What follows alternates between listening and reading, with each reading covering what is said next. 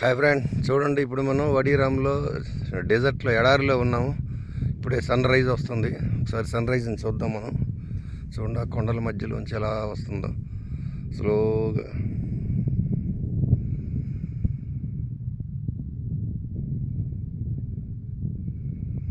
చుట్టూ మొత్తం ఇసుక ఎడారి కొండలు తప్ప ఇక్కడ ఏమీ లేదు.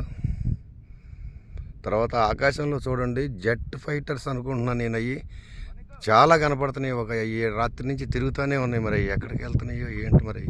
నాకు తెలిసి ఇజ్రాయిల్ అయ్యామో. చూడండి జెట్ ఫైటర్స్ మొత్తం అంత పైన జెట్ ఫైటర్ వెళ్తున్న మార్కులు కనపడుతున్నాయి చూడండి.